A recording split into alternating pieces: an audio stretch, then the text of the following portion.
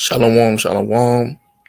Give me 1 second. I'm just checking the audio, making sure everything is clear.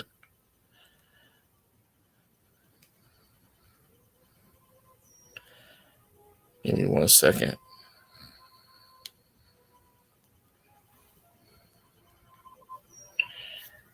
Give me 1 second.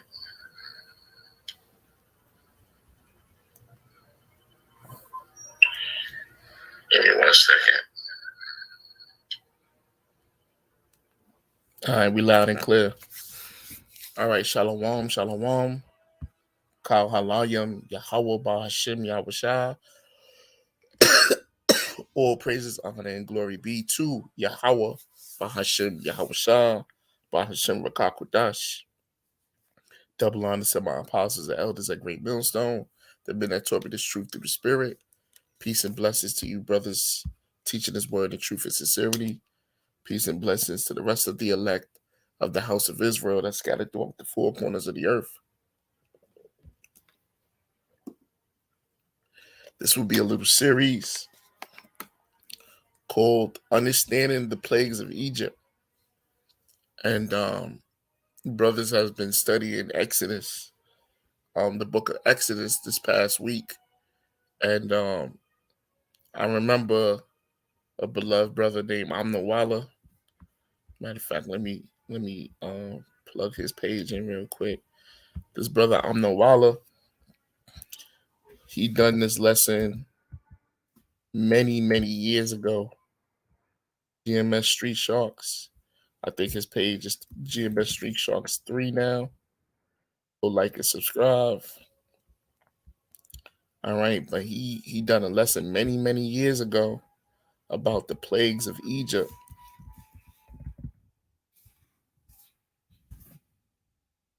Right? It's very edifying, but basically going into how the Lord systematically plagued Egypt by the different gods and deities that they worship, that they prayed to for protection or life or longevity or prosperity. So each plague was systematic.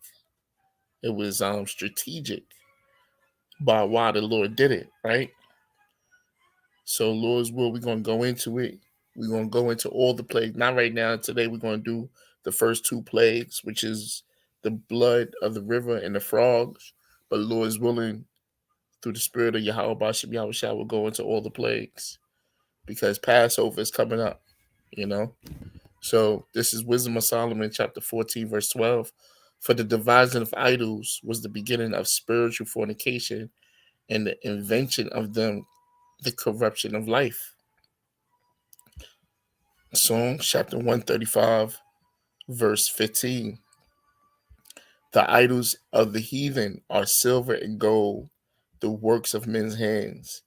They have mouths, but they speak not. Eyes have they, but they see not. They have ears, but they hear not. Neither is there any breath in their mouths. They that make them are like unto them. So is everyone that trusteth in them. Right? In the NLT, all those who make idols are just like them, as are all who trust in them. Basically, idols are vain. All right? Idols is pointless. Right? Because they can't do nothing for you. And you can't do nothing for it. So it's truly pointless to worship other gods, right? But to have the Lord pissed off at you. That's the only thing them other gods is going to do for you, is have the anger of the Lord kindled, the true Lord kindled against you, right? But before we get that, I wanted to get this real quick. So the gods of Egypt. This is Egypt Exploration Science Society. And I don't know the article, but I'll put it in the link. I'll put it in the chat.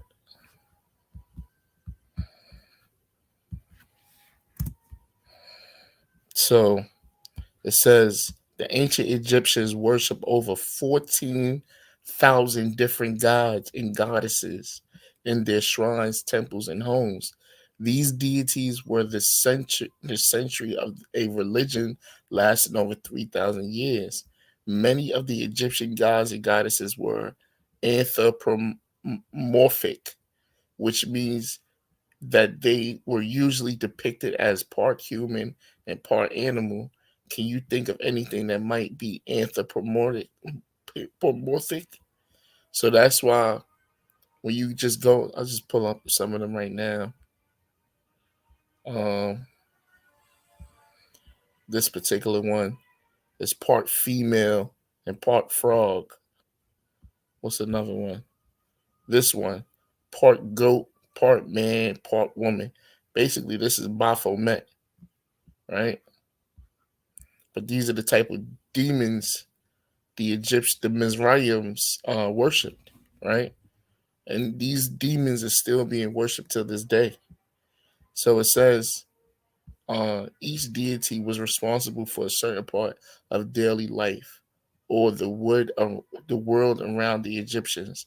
For example, the Ips-headed Thoth was the god of writing and knowledge, while the falcon-headed Horus was the god of kingship. Keeping all these gods and goddesses happy was hard work and required daily rituals to be performed in temples across Egypt. Food, water, incense, and precious materials would be offered to the deities in their temples every day by the groups of priests acting on the behalf of Pharaoh. Sometimes even the Pharaoh would be worshipped as a god in their own right.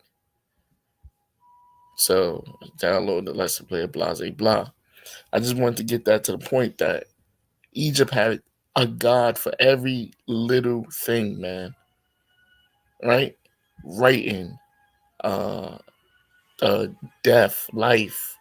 There was a god for food, a god for water, a god for wine, a god for trees, a god for grass, a god for alligators, a god for this, a god for that, a fish god, an alligator god, a jackal god. They had gods for everything, man.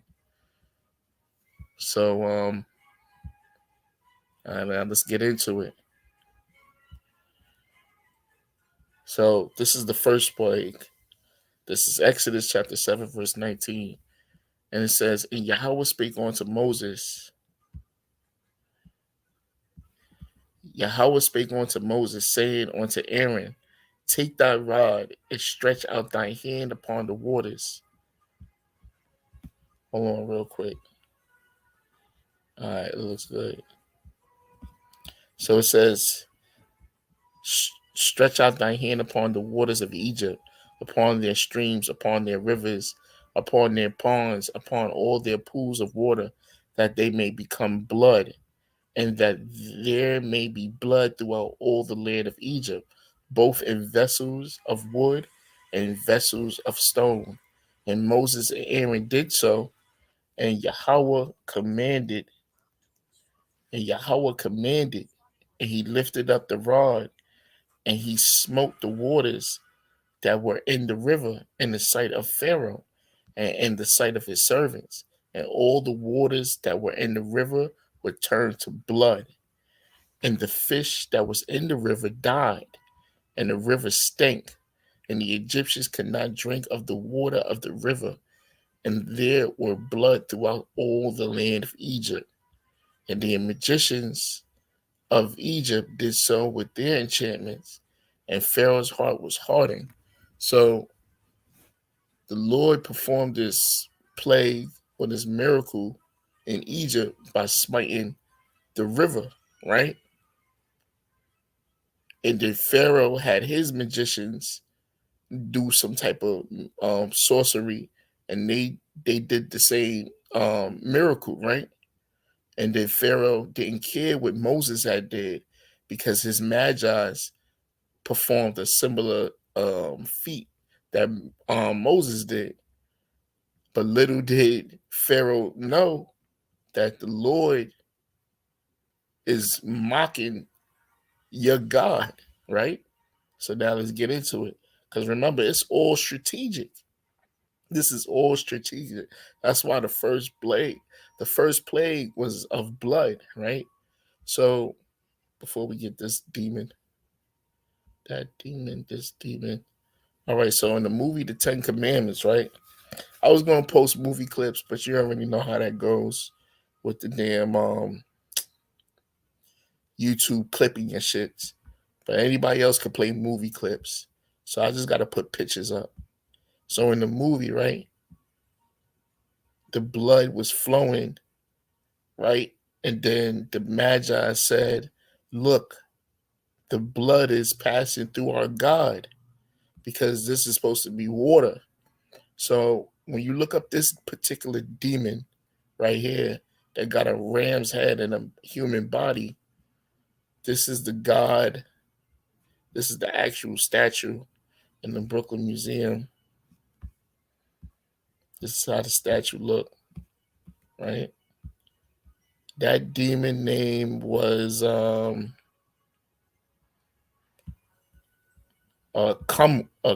Kanum, right?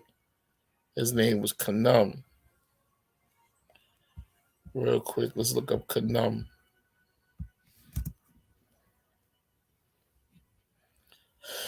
Ancient Egyptian god of fertility associated with water and with procreation, right?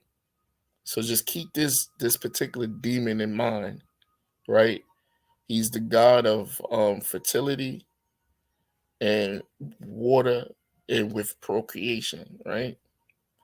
So the god that the Lord was smiting first was this demon right here, right? That's part human, part female, part male, and I forgot.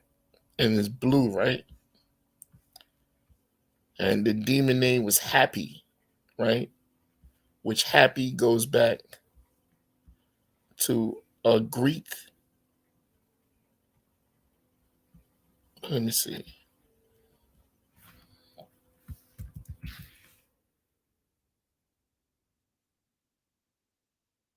This ain't it.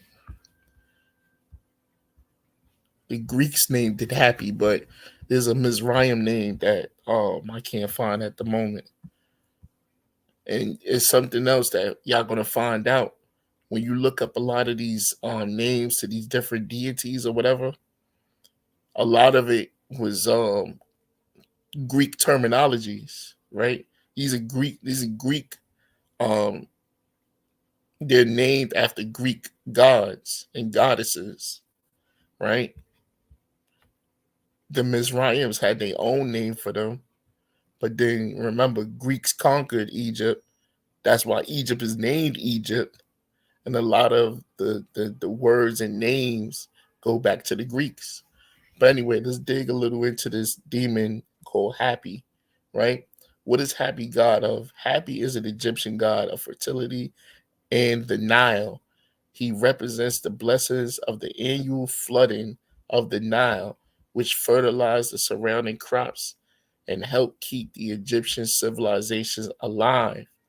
What powers did Happy have? Happy was known as Lord of the fish and birds of the marshes.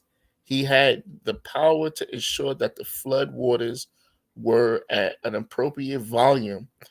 The flood waters needed to be high enough to provide water and nutrition to the crops, but not too high, or they would destroy the mud bricks, houses in surrounding towns and villages.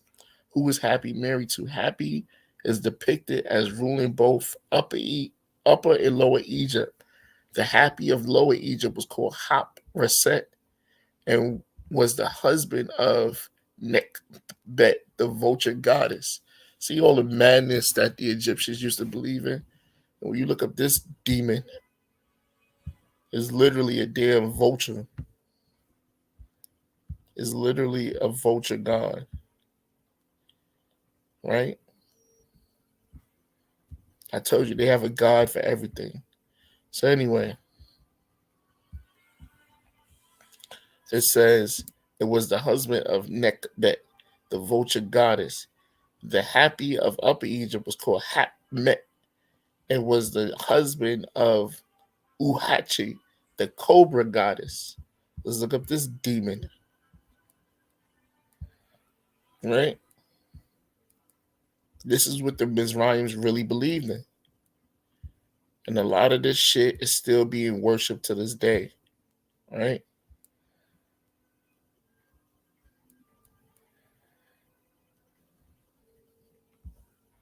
Man, let's go into something else. But the first sentence, Waja was known as the Greek world as Uto or Buto, among other renderings, including. So to show you, the Greeks had a lot of influence over the whole world. Egypt and Greece had a heavy influence on the planet Earth. So going on, what does happy look like? Happy is frequently depicted in a blue or green, representing both water and fertility. He had large swinging breasts and a large stomach, which represents prosperity. He is often depicted carrying vases and had a headdress of a lotus flower or a papyrus reed. He also wore a false beard of the pharaoh, signifying his affiliation with the ruling leaders. So there you go. Excuse me. There you go. So going back to Exodus 7:21, remember, because Happy was the god of fish. He was fertilizing the surrounding crops and helped keep Egypt civilization.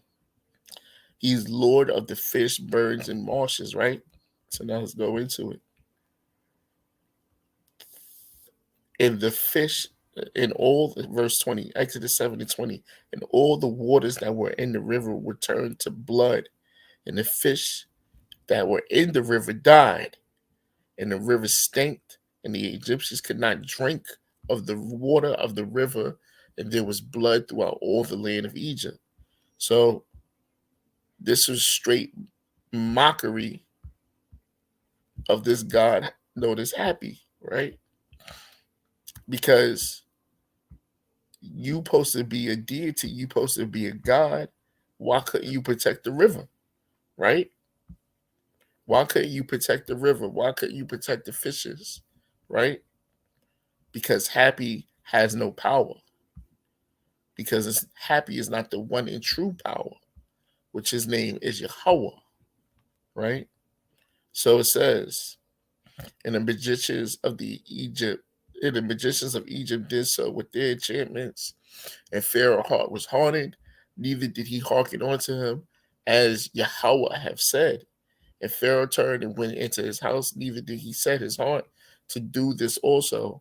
And all the Egyptians digged around about the river for water to drink, for they could not drink of the water of the river. And 7 days were fulfilled. After that, Yahweh had smitten the river. So basically, he made the river clean again, right? So going on. Exodus chapter 8, verse 1. And Yahweh spake unto Moses, go unto Pharaoh and say unto him, thus saith the Lord, thus saith Yahweh, let my people go, that they may serve me. And if thou refuse to let them go, behold, I will smite all thy borders with frogs. And the river shall bring forth frogs abundantly, which shall go up and come into thy house, and into thy bedchamber, and upon thy bed, and into the house of thy servants, and upon thy people, and into thy ovens, and into thy kneading troughs. So it says, and the frog shall come up both on thee and upon thy people, and upon all thy servants. And Yahweh spake unto Moses, saying unto Aaron, stretch forth thy hand with thy rod over the streams, over the rivers, over the ponds, and caused frogs to come up upon the land of Egypt. And Aaron stretched out his hand over the waters of Egypt, and the frogs came up and covered the land of Egypt. The magicians did so with their enchantments and brought up frogs upon the land of Egypt. Then Pharaoh called for Moses and Aaron and said, entreat Yahweh that he may take away the frogs from me and from my people, and I will let the people go, that they may do sacrifice unto Yahweh. And Moses said unto Pharaoh, Glory over me. When shall I entreat for thee and for thy servants and for thy people to destroy the frogs from thee in thy house, that they may remain in thy river only? You set the time, Moses replied. Tell me when you want me to pray for you, your officials, your people. Then you and your house will be rid of frogs. They will remain only in the Nile River.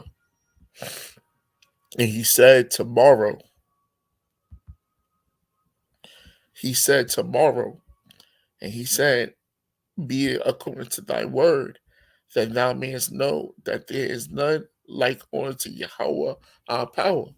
So this is why the Lord systematically attacked Egypt. So because the world at this time, they feared Egypt, and Egypt was the power on earth because of the famine that happened during the time of Joseph. So Egypt had all the wealth, all the goods, all the materials, all the food. So all the known world at that time had to go to Egypt for whatever they needed. So guess what? Yahweh took out the power that everybody reverenced, so he can get that reverence. So reading on, verse 11, and the frogs shall depart from thee, and thy people, and from thy house, and from thy servants, and from thy people, they shall remain in the river only. And Moses and Aaron went on to Pharaoh, and Moses cried unto Yahweh because of the frogs which he had brought against Pharaoh. And Yahweh did according to the word of Moses, and the frogs died out of the house, out of the villages, and out of the fields, and they gathered them together upon heaps, and the land stank. So not only the river was jacked up for 7 days, didn't have no clean drinking water, had no water to water the crops, no water to give the cattle, no water to give the old or the young. Now they whole land smell like shit because of dead frogs. So now let's go into that, because I told you Egypt had a god and goddess for everything. This demon name was Heket. Heket. It says in ancient Egyptian religion and mythology. Hold on 1 second.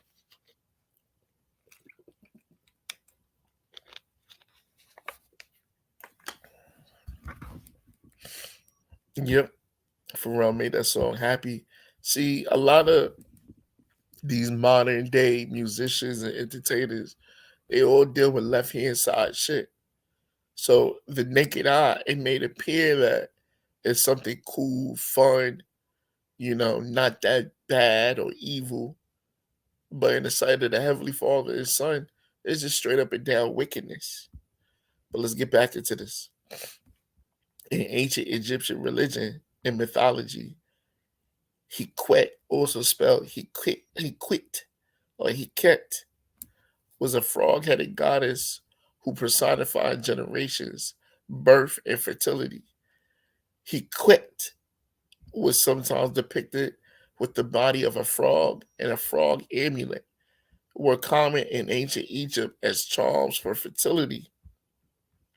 So this is another demon for fertility. You see that these heathen nations, they did a lot of sorcery for whatever problems they was dealing with. When the Heavenly Father, he gave us faith. He gave us prayer. And he also gave us herbs that we could use from the earth in certain diets. We ain't supposed to be praying to no other god or deity, no fertility god or goddess, no sex god or goddess. You're only supposed to pray to the one true God. Real quick, just let's get into that. Because this is a sidebar. A lot of our women were barren,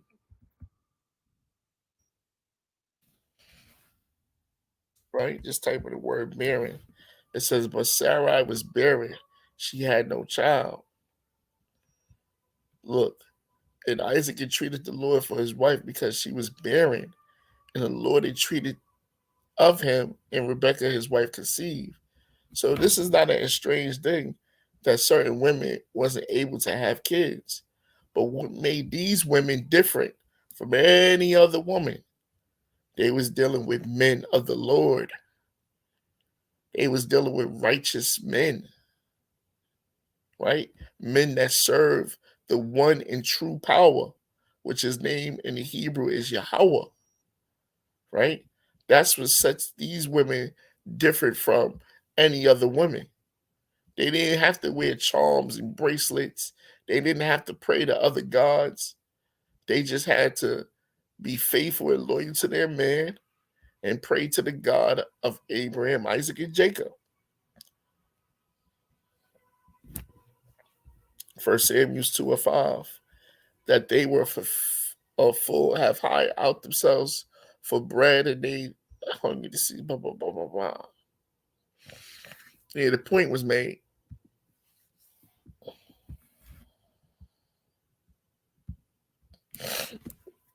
Where we at?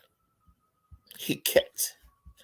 So it says she also probably played a part in the myth of the rebirth of the god of Osiris, that she was depicted as present at, at his mummification, sitting on a pedestal at the foot of his bier.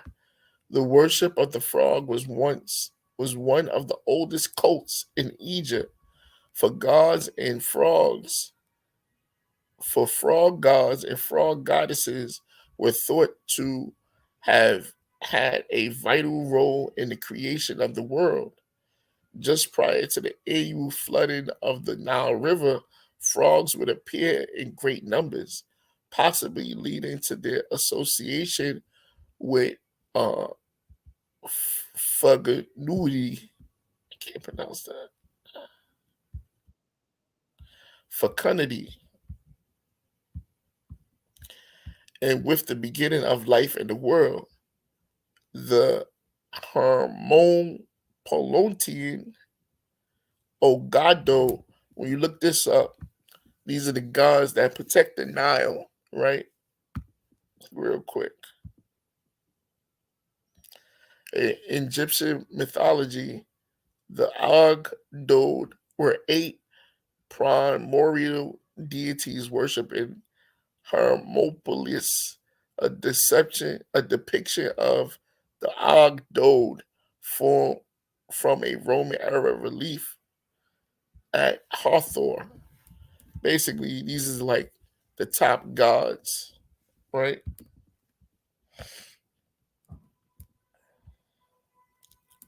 So reading on, it says consists of 4 periods of very early primeval gods, right? Representing night, obscurity, eternity, and secrecy, and their corresponding goddesses. These gods were all depicted with heads of frogs, while their female counterparts were depicted with the heads of serpents. Hecate was mentioned in the pyramid text of the Old Kingdom. It was variously thought to have been a form of goddess Nut or the goddess Hathor.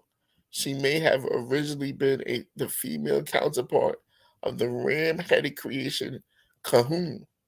And remember, we looked up Kahun earlier. This Baphomet-looking demon.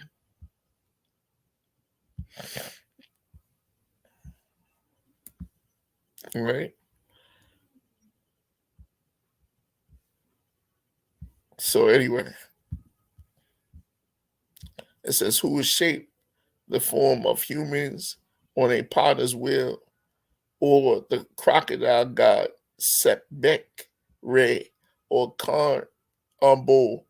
Heket was also said to be present at the conception of Queen Hatshepsut. in her role as birth goddess, witnessing the scene of Khnum form Hatshepsut body on his partner's will, and all this madness. This is all idolatry and madness, man. Right?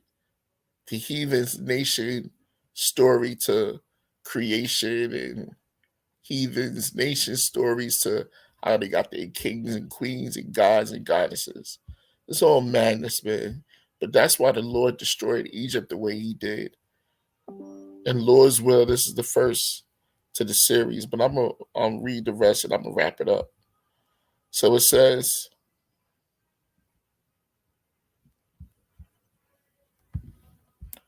hold on one second, I gotta get the charger.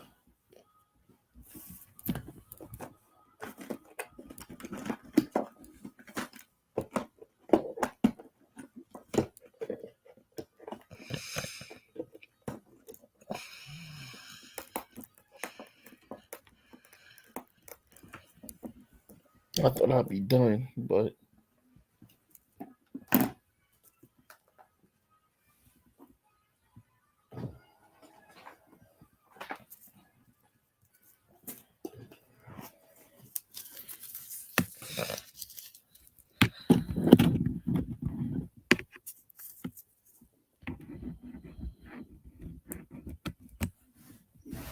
all right, once again it's on. We back on. So where we at? Verse 15. But when Pharaoh saw there was a respite, he hardened his heart and hearkened not unto him as Yahweh had said. And the Lord, and Yahweh said unto Moses, say unto Aaron, stretch out thy rod and smite the dust of the land. We're going to go into this another time. I just wanted to touch those two, and Lord's will, we're going to come back and touch on the rest. Um,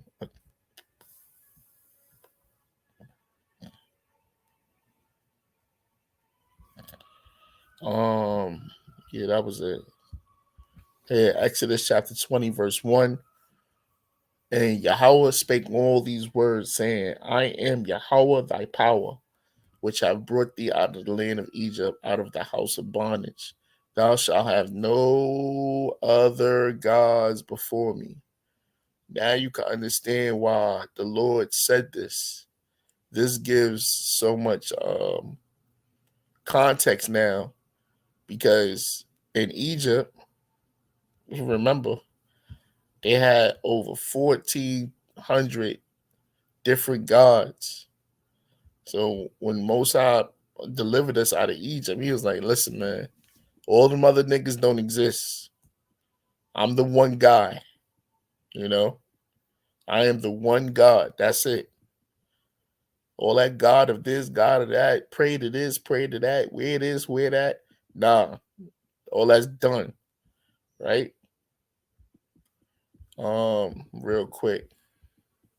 That's why he gave these rules. Now we understand why the Lord gave the rules that he gave, because a lot of the shit was Egyptian bullshit. So it says, thou shalt not make unto thee any graven images, which you can see they had a whole bunch of images of these demons, right? Of any likeness of anything that is in the heaven above, or that is in the earth beneath, or that is in the water under the earth. Thou shalt not bow down thyself to them, nor serve them, for I am Yahweh thy power, am a jealous power, visiting the iniquity of the fathers upon the children, onto the third and fourth generation of them that hate me. Right? But pretty much we're gonna wrap it up right there. I pray and hope that y'all was edified. Lord's will, tune back into next time. I'm gonna give all praises, honor, and glory to Yahweh, Bahashem, Yahweh Shah, Waha Rakakwadash. Um, I'm gonna read this real quick. 2 Corinthians chapter 5. Casting down the imaginations and every high thing that exalteth against the knowledge of the Most High, and bringing into captivity every thought to the obedience of Mashiach. And that's what Yahweh did, right? That's what Yahweh did in Egypt. He cast down every imagination, every god that they thought was the shit, every god that they went to for their power, security, for their materials and resources. The Most High systematically and strategically destroyed them one by one. Oh yeah, you trusted the Nile River. Now it's filled with blood. Now what your Nile God gonna do? Oh yeah, you can't drink water for 7 days. Now what your Nile God gonna do? Oh yeah, you believe in the fertility God. I just brought some frogs to the land. Now what your fertility God gonna do? So the Lord was mocking the gods, the gods of the nations, which are no gods. But until next time, I say shalom.